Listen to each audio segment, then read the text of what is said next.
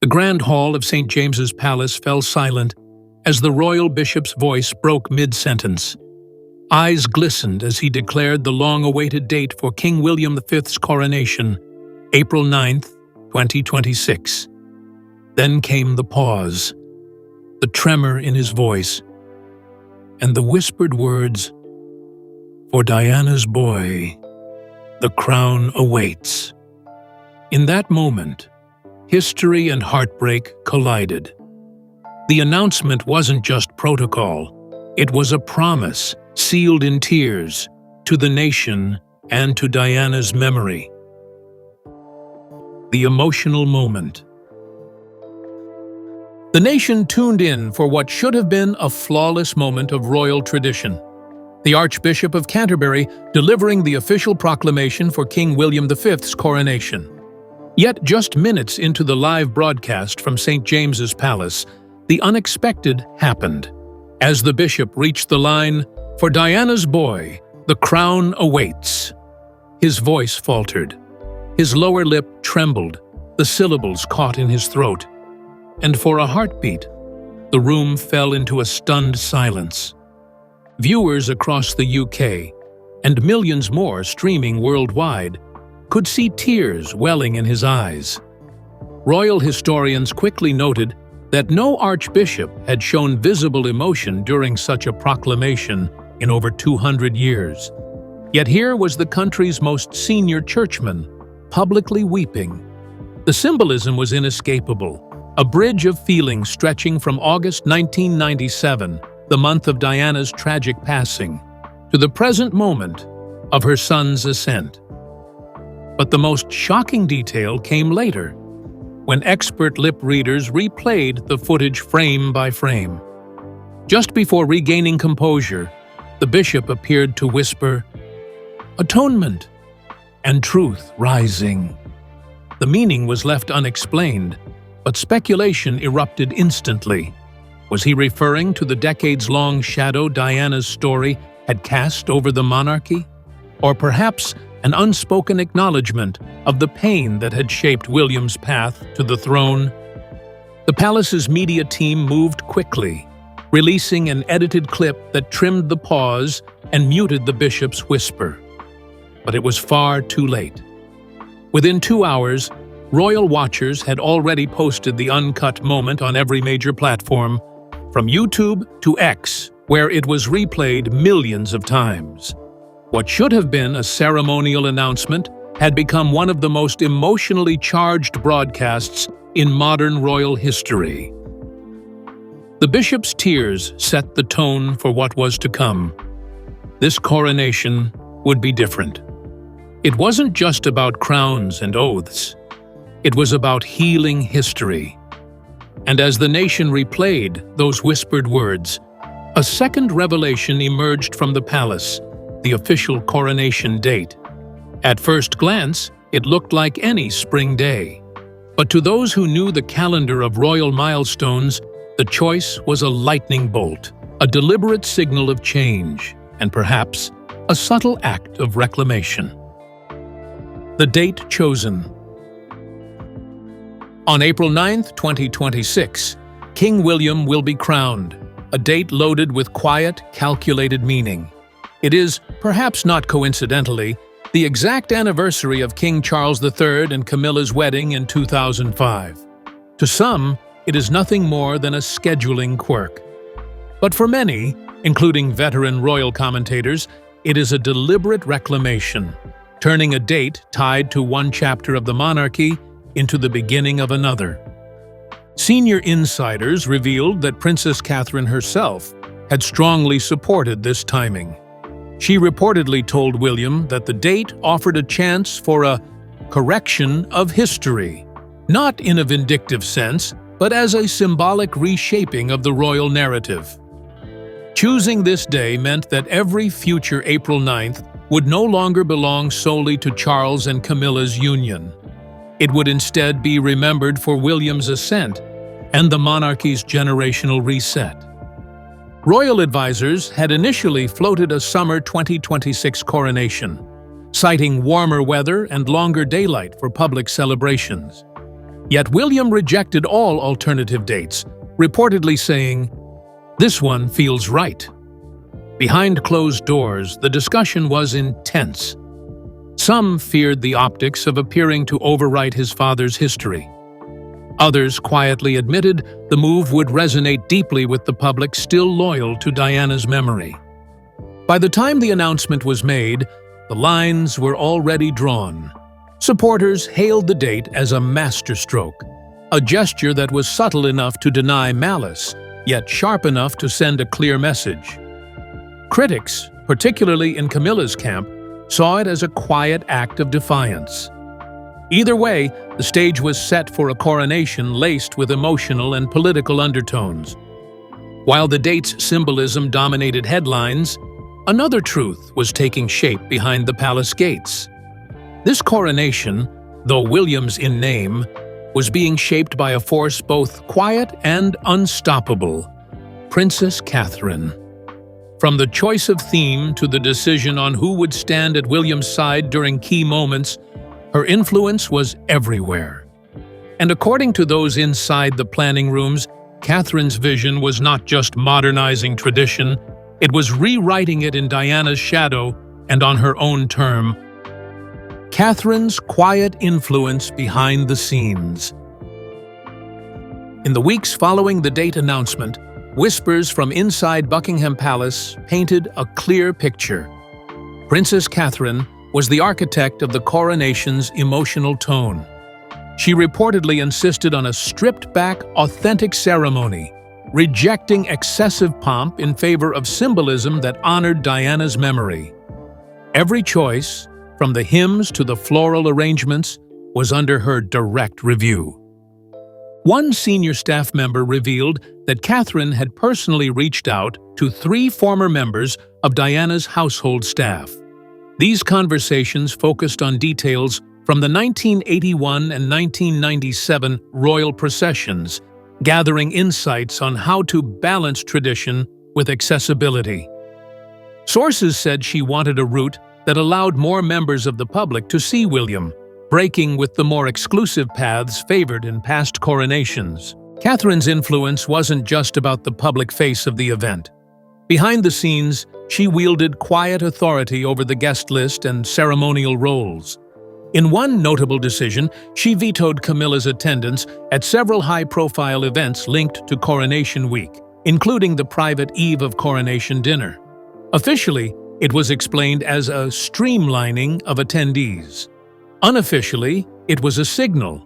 This was William and Catherine's moment, and Diana's. Her approach won praise even from senior aides who had served under both Elizabeth II and Charles III. "She's the true force behind this future monarchy," one insider remarked. In Catherine's hands, the coronation was becoming not just a constitutional milestone, but a personal narrative, one that fused resilience, healing, and legacy into the crown's next chapter. Camilla's reaction. The news of the April 9, 2026 coronation date landed at Clarence House like a thunderclap. According to 2 senior aides, Queen Camilla was visibly enraged the moment she read the briefing document. One described her pacing the drawing room, muttering about disrespect and rewriting history. Within an hour, she had instructed her private secretary to contact William's office, a rare breach of protocol, requesting the date be changed out of respect. The reply from Kensington was swift and firm. A polite but unyielding message made clear that the date was set and would not be altered. "Her Majesty's wishes are noted," it read, "but the decision stands." For Camilla, the rejection was more than a scheduling dispute. It was a reminder of where she stood in William's vision for the future monarchy.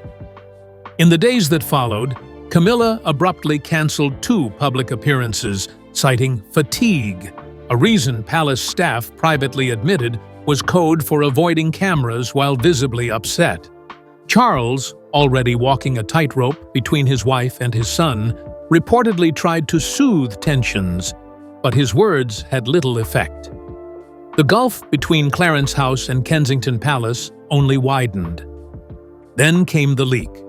An internal Clarence House email, circulated among senior aides, revealed Camilla's plan to leave London entirely during Coronation Week. Though framed as a private retreat, the timing spoke volumes. For royal watchers, it suggested nothing less than an intentional boycott, a public absence that would echo through the historic moment. Camilla's retreat left the public guessing, but it did little to sway national sentiment. Outside palace walls, another wave of emotion was rising, this one firmly anchored in the memory of Princess Diana. The bishop's tearful proclamation had already reopened an old wound, and now, with William's date set and Catherine's influence evident, the people began to view the coronation not only as a royal ceremony, but as a long-overdue act of justice for Diana's boy. Public response. In the week after the announcement, memorial walls began to appear outside Kensington Palace for the first time in years. Flowers, photographs, and handwritten notes were left in growing numbers, some marked with dates, 31 August 1997, alongside 9th of April 2026, as if connecting Diana's passing to her son's new beginning. Polls conducted by YouGov showed overwhelming approval for William's rise, with 78% of respondents agreeing that Diana would be proud. Social media amplified the sentiment. Hashtags like #4Diana and #Crown for her trended globally, as users shared side-by-side images of a young William walking behind his mother's coffin and the man now preparing to take the throne. Editorials across British newspapers painted the coronation's tone as a generational shift, one that moved away from the scandal, secrecy, and cold formality of past decades, towards something warmer, more human. Even those critical of the monarchy admitted the emotional current was undeniable. "The Crown has not felt this connected to the people in decades," wrote one columnist for The Times. But not all responses were celebratory. A small but vocal group of traditionalists accused William of politicizing the monarchy by leaning too heavily into Diana's image. They argued that the coronation should look forward, not backward. Yet, for the majority, remembering Diana wasn't about dwelling in the past.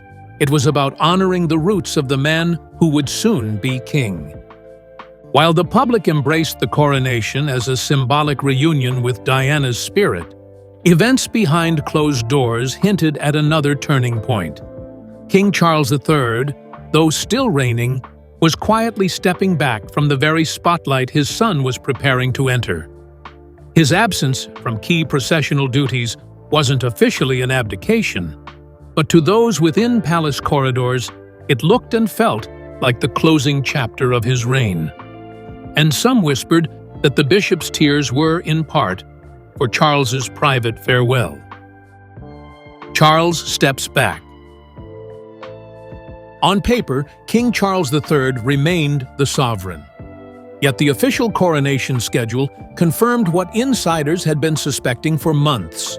He would not take part in the procession or the formal blessing inside Westminster Abbey. Instead, his role was reduced to a quiet, seated presence. For a man who had waited 70 years to wear the crown, the decision was staggering. Senior aides described this as a phased withdrawal, a term not used since the final years of George VI in the early 1950s. While no abdication papers had been signed, the symbolism was unmistakable. Charles was passing the torch while still alive, avoiding the formal rupture that would dominate headlines. Rumors swirled that a private power transfer agreement had been drawn up under the guidance of the Privy Council. The move, according to those close to the king, was driven by two factors: declining health and waning public support. The coronation of William offered a dignified opportunity for Charles to step into a more ceremonial role without the drama of abdication. Some close to the Archbishop of Canterbury claimed his emotional proclamation was partly in response to this quiet farewell. If true, it meant that his tears were not just for Diana's son stepping forward, but also for a father stepping back. A rare double shift in the monarchy's line of succession and public identity. Coronation theme. When King William V unveiled the official coronation theme, a crown forged in loss, carried in love, it immediately set this event apart from any in recent royal memory. The phrase was a deliberate nod to his life story. A boy who had lost his mother, Princess Diana, at age 15, now taking the throne with her memory as both anchor and compass. It was an emotional declaration that this coronation would not be business as usual. Among the most striking details was William's decision to incorporate a sapphire from Diana's personal jewelry collection into the coronation orb. This deep blue stone, once set in a brooch gifted to Diana in 1981, would now sit at the heart of Britain's regalia, a permanent fusion of personal grief and national duty. Royal historians called it the most intimate modification to the crown jewels in over a century. William also made clear that the ceremonial garments would break with centuries of precedent. He rejected the heavy gold-threaded robes used by previous monarchs in favor of attire inspired by his RAF service, lightweight, tailored, and symbolically tied to his years of public service. Catherine reportedly supported this, calling it a uniform for the people, not a costume for a stage. Perhaps the boldest innovation was the introduction of the People's Oath. For the first time in British history, citizens across the UK would be invited to pledge allegiance live via broadcast. The ceremony at Westminster Abbey would pause for exactly 2 minutes, during which households, town halls, and public gatherings could join the oath in real time. It was a coronation not just watched, but participated in. Yet even as William reshaped the coronation into something deeply personal, there was one chapter left unresolved: his relationship with Prince Harry. Years of public tension, private grievances, and tabloid warfare had made their estrangement seem unbridgeable. But now, with the coronation looming and Diana's memory front and center, William made a decision. He would extend an olive branch, but on his own terms. And for the first time in years, the brothers' voices would meet without a microphone or an audience in between. Harry's return. It began with a phone call lasting 37 minutes. According to a Kensington aide, William reached out personally, his first direct contact with Prince Harry in over a year. The conversation was said to be emotional but measured, circling around one central plea. It's time for her. The her was unmistakable: Diana. Harry, living in California with Meghan and their 2 children, agreed to attend the coronation under one condition. Their meeting would be private, with no cameras and no leaks. It was Catherine, insiders say, who smoothed the logistics, ensuring the brothers could meet at Frogmore Cottage 2 days before the ceremony. Meghan Markle, citing ongoing media harassment and unresolved security concerns, declined the invitation. Her absence was noted but unsurprising to most royal watchers. Harry, however, would have a visible ceremonial role, likely placing the ceremonial sword on the altar, a symbolic act of loyalty without overshadowing William's moment. For royalists, the reunion offered a flicker of hope. It wasn't a full reconciliation, but it was movement. The image of the 2 brothers, once again side by side in Westminster Abbey, would be a powerful visual for the monarchy, and perhaps a small step toward healing a rift that had come to define the modern Windsor family. While the world speculated about the brothers' reunion, another kind of drama was playing out in diplomatic circles. The coronation guest list was tightly controlled, shaped by William and Catherine's personal priorities, but one absence would overshadow the arrivals of dozens of heads of state. It came not from the Commonwealth, nor from a political rival, but from a fellow monarch, and the refusal carried the sting of unfinished business, rooted in a $10 million scandal that had made headlines the previous year. International dignitaries and one silent power move. From President Emmanuel Macron of France to Prime Minister Justin Trudeau of Canada, the guest list for April 9, 2026 read like a roll call of global influence. Japan's Emperor Naruhito confirmed his attendance early, as did Queen Letizia of Spain. But her husband, King Philippe VI, was conspicuously absent. His office issued a regretful decline, citing unavoidable scheduling conflicts. Few believed it. Royal analysts quickly connected the dots. In 2025, Felipe had sent Catherine a $10 million jewelry set, a diamond choker, emerald tiara, and Andalusian brooch, once belonging to Queen Victoria Eugenie, only for it to be returned, unopened. The incident had embarrassed the Spanish court and chilled relations between the two royal households. By attending without her husband, Queen Letizia was making a calculated gesture, maintaining diplomatic presence while signaling unresolved tensions. Spanish media openly debated whether Felipe's absence was personal insult or political statement. In the UK, most coverage framed it as a minor snub. But among courtiers, it was read as a reminder that Catherine's decisions had global consequences. Still, William's team seemed unfazed. The guest list leaned heavily toward personal allies and figures tied to Diana's charitable causes. From African humanitarian leaders to Commonwealth youth ambassadors, the message was clear. This was a coronation about personal values, not just political optics. With the guests confirmed and the ceremonial order set, the coronation moved toward its final act, one that would take place not in the grandeur of Westminster Abbey, but in the gardens of Kensington Palace.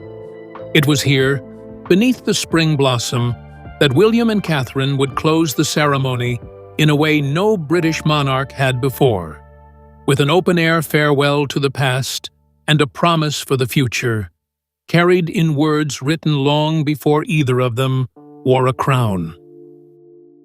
The final blessing.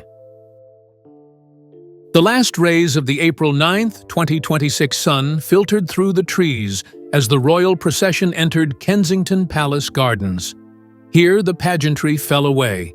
Instead of military bands, a gospel choir and young violinists from Diana's favorite charities performed, their music carrying across the lawns. The crowd was smaller, just family, close friends, and a selection of invited citizens chosen for their community service. At precisely 5:25 p.m., William and Catherine stepped forward to release 25 white doves, each representing 1 year since Diana's passing in 1997. The birds rose in a flurry of wings, circling above the palace before disappearing into the London sky. It was a visual metaphor for release, of grief, of grudges, of the monarchy's most painful chapters. Then came the most unexpected moment of the day. The royal bishop returned, this time not with a proclamation, but with a sealed envelope, a handwritten letter from Diana stored in the royal archives since her death. Its existence had been known to only a few. The bishop read aloud her words, "To my sons, serve with kindness, stand with truth, and never carry the crown alone." The final line of the ceremony was William's own, spoken to the gathered crowd and broadcast to millions. "In her name we serve."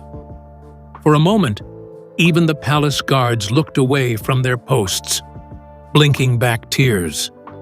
The crown had passed, not only from father to son, but from an era of shadows into one of light.